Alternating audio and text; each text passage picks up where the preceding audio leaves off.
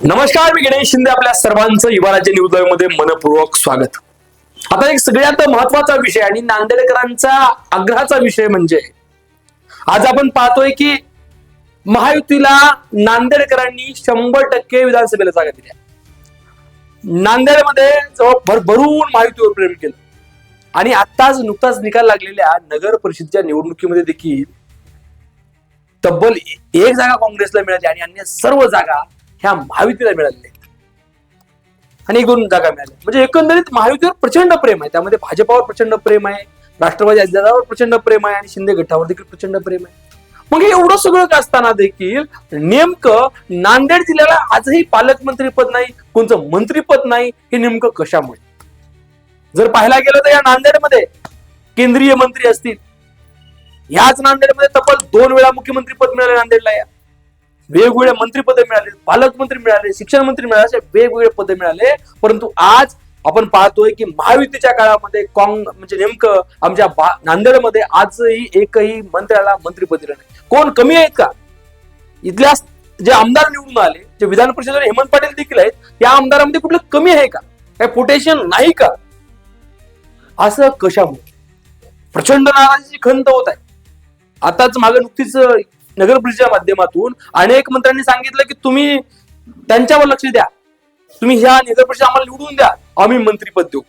एकंदरीत पाहायला गेलं तर प्रतापरावांना देखील सांगितलं राष्ट्रवादीच्या मंत्र्यांनी की पडलाची जर राष्ट्रवादीच्या जागा या ठिकाणी जर चांगल्या प्रकारच्या आल्या किंवा धर्माबाद मध्ये जर चांगल्या प्रकारे जर काम झालं, लोह्यामध्ये चांगलं झालं तर तुम्हाला मंत्रीपद देऊ. मग झालं. आज एकंदरीत पाहायला गेलं तर राष्ट्रवादीचे 4 नगराध्यक्ष आणि युतीसोबत असलेले एक मुखेडची देखील जागा निवडून आलेली आहे आणि तब्बल 70च्या वर नगरसेवक आहेत. भाजपाचे देखील 100च्या वर नगरसेवक झाले, त्यांच्याही 2-3 जागा आणि सहयोगी मित्र 1-2. एकंदरीत भाजपही टॉप मध्ये आहे आणि शिंदे साहेबांचंही खूप चांगल्या प्रकारचं काम.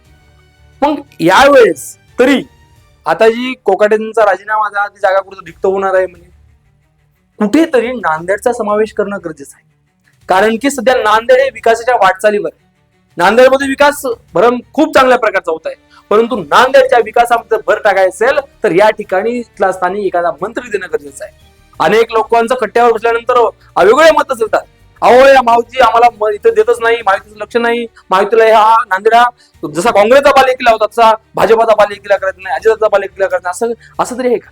किंवा एक गट काय म्हणतोय, अहो मंत्रीपद कधी मिळतं परंतु तो माणूस मंत्री कोणाला होऊ देत नाही, इथला एखादा माणूस वरल्या लेवलला गेला नाही पाहिजे, अशी देखील चर्चा आहे.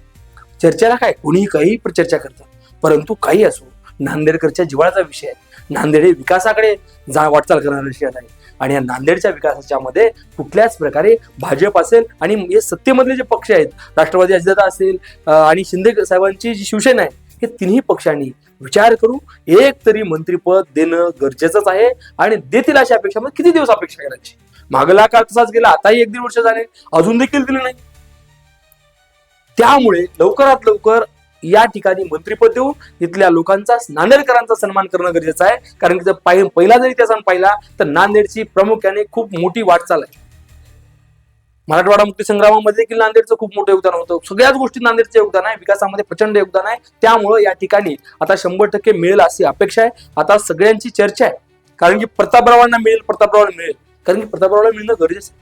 कारण जर एकंदरीत पाहायला गेलं तर या ठिकाणी 2 नेते स्ट्रॉंग एकमेकांच्या विरोधामध्ये लढत आहेत, प्रताप पाटील आणि अशोकराव चव्हाण साहेब.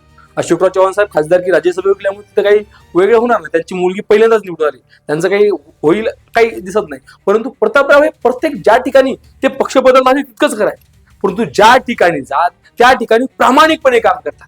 तो पक्ष मोठा करण्याचं काम करतात. ते भाजपामध्ये गेले, भाजप खूप मोठा करण्याचं काम त्यांनी केलं, भाजप तळागाळात वाढवण्याचं काम केलं आणि खासदार अशोकराव चव्हाण साहेबांना पाडून ते प्रतापराव खासदार देखील झाले आणि जिल्ह्यामध्ये प्रबल खूप चांगले नेते झाले. त्यानंतर ते राष्ट्रवादी विधानसभेच्या पूर्वी राष्ट्रवादीमध्ये गेले. आज राष्ट्रवादी स्ट्रॉंग त्यांनी केली. प्रत्येक जिल्ह्यामध्ये राष्ट्रवादी, म्हणजे प्रत्येक तालुक्यात, प्रत्येक नगरपंचायतीमध्ये राष्ट्रवादी पोहोचले. तिथले नगरसेवक उभा होते, असंख्य नगरसेवक निवडून आले आणि त्यांची जो बालेकिल्ला लोहा म्हणतात, लोह्यामध्ये शरद पवार, अजितदादा गटाचे राष्ट्रवादीचे शरद पवार हे प्रचंड मताधिकारी निवडून आले. म्हणजे एकंदरीत पाहायला गेलं तर तब्बल 17 नगरसेवक आणि एक स्वतः नगर अध्यक्ष शरद पवार त्यांना लीड मिळाली. आपण कंधारमध्ये पाहायला गेलं तर कंधार त्यांचा बालेकिल्ला आहे. एकंदरीत 20 पैकी 10 जागा डायरेक्ट अजित पवारांच्या राष्ट्रवादीला मिळाल्या. तिथं देखील त्यांचं प्रबल्य आहे.